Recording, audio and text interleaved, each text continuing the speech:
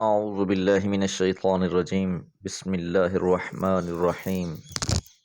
يسألك الناس عن الساعة قل إنما علمها عند الله وما يدريك لعل الساعة تكون قريبا إن الله لعن الكافرين وأعد لهم سعيرا خالدين فيها أبدا لا يجدون وليا ولا نصيرا يوم تقلب وجوههم في النار يقولون يا ليتنا أطعنا الله وأطعنا الرسول وقالوا ربنا إنا أطعنا سادتنا وكبراءنا فأضلونا السبيل ربنا آتهم ضعفين من العذاب والعنهم لعنا كبيرا۔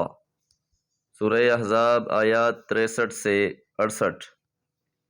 یسألک سوال کرتے ہیں آپ سے، الناس لوگ، عن الساعہ قیامت کے بارے میں۔ جس طرح پچھلی قوموں کی روش رہی کہ انبیاء علیہم السلام نے انہیں عاقبت سے خبردار کیا، قیامت سے ڈرایا، تو انہوں نے نصیحت حاصل کرنے کے بجائے الٹا مطالبہ شروع کر دیا کہ تم اس قیامت کو لے کیوں نہیں آتے۔ کچھ ایسا ہی حال مکہ والوں کا بھی تھا۔ آپ انہیں قیامت کی یاد دہانی فرماتے اور وہ آپ کی باتوں کو مذاق سمجھتے، اس لیے جواباً کہا گیا قل آپ فرما دیجئے انما بلا شبہ صرف علمہا اس کا علم عند اللہ اللہ کے پاس ہے۔ قیامت کا معاملہ بھی ان غیب کے معاملات میں سے ہے جسے اللہ کے علاوہ کوئی نہیں جانتا، نہ انبیاء کو پتہ ہے نہ ہی ملائکہ کو خبر۔ اس لیے قیامت کے بارے میں جب بھی سوال کیا گیا تو اس کا جواب یہی ہے علمھا عند اللہ، اس کا علم اللہ کے پاس ہے۔ وما یدریک اور آپ کو کیا خبر، لعل الساعۃ شاید کہ قیامت تکون قریبا ہو قریب۔ یہ انداز کلام کسی شے کی عظمت اور ہیبت کو ظاہر کرتا ہے۔ حضور علیہ الصلوۃ والسلام اللہ کے آخری پیغمبر ہیں، اب اس کے بعد قیامت ہی ہے۔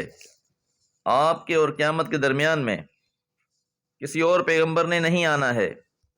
ان اللہ بلا شبہ اللہ تعالیٰ نے لعن الکافرین لعنت کر چھوڑی ہے کافروں پر، وَأَعَدَّ اور تیار کر رکھا ہے لہم ان کے لیے سعیرا آگ، بھڑکتی ہوئی آگ ان کے لیے تیار ہے۔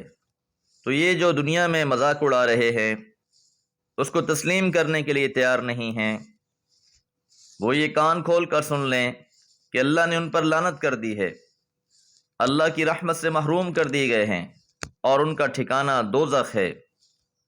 خالدین فیہا ابدا اس میں ہمیشہ رہنے والے ہیں۔ لا یجدون نہیں پائیں گے، ولین کوئی کارساز، ولا نصیرا اور نہ کوئی مددگار، کوئی ایسا ساتھی نہیں ہوگا وہاں جو ان کی مدد کر سکے۔ یوم جس دن تقلب وجوہہم ان کے چہروں کو الٹا پلٹا جائے گا فی النار آگ میں۔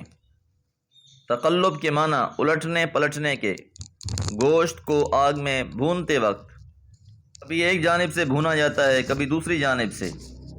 یہی حال ہوگا اہل دوزخ کا کہ چہروں کے بل گھسیٹ کر جہنم میں لے جایا جائے گا، اور ان کے چہرے دونوں طرف سے بھن جائیں گے۔ اور چہرے کا خاص طور پر ذکر اس وجہ سے بھی ہے کہ حق سے اعراض کرنے میں، تکبر کرنے میں، تکبر کے اظہار میں چہرے کا کردار سب سے زیادہ نمایاں ہوتا ہے۔ اب جب جہنم میں یہ کیفیت ہوگی، یقولون وہ کہہ رہے ہوں گے یا لیتنا اے کاش، اطعنا اللہ ہم اطاعت کر لیتے اللہ کی، واطعنا الرسول اور اطاعت کرتے رسول کی۔ کیونکہ دنیا میں ان کا جرم یہی تھا کہ انہوں نے نہ اللہ کی اطاعت کی نہ رسول کی بات مانی۔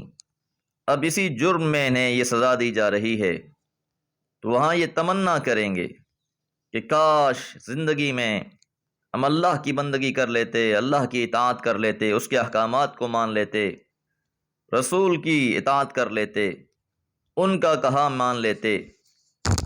وقالو، اور کہیں گے، ربنا، اے ہمارے رب، انا اطعنا، بلا شبہ ہم نے اطاعت کی، سادتنا، اپنے سرداروں کی، وکبراءنا، اور اپنے بڑوں کی، کہ دنیا کی زندگی میں ہم نے اللہ اور اس کے رسول کے بجائے، اے اللہ ہم نے تو اپنے بڑوں کی اور اپنے سرداروں کی بات مانی، فَأَضَلُّونَ السَّبِيلَ، بس انہوں نے ہمیں گمراہ کر دیا۔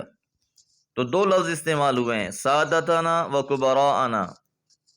سادہ سید کی جمع ہے، قوم کے لیڈر اور سردار مقصود ہیں، و کبراءنا سے مراد خاندانی اور مذہبی پیشوا، کہ یہ ہر معاملے میں اللہ اور اس کے رسول کے بجائے اپنے سرداروں کو، اپنے لیڈروں کو اور اپنے اپنے مذہبی پیشواؤں کو اتنی اہمیت دیتے تھے کہ ان کی وجہ سے حق کو قبول ہی نہ کیا۔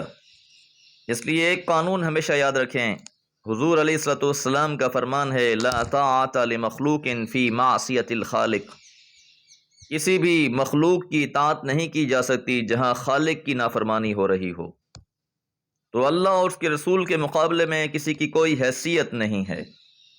کامیاب لوگ وہی ہوں گے جو اس زندگی میں اللہ کی بندگی اور رسول اللہ صلی اللہ علیہ وسلم کی اطاعت کریں گے۔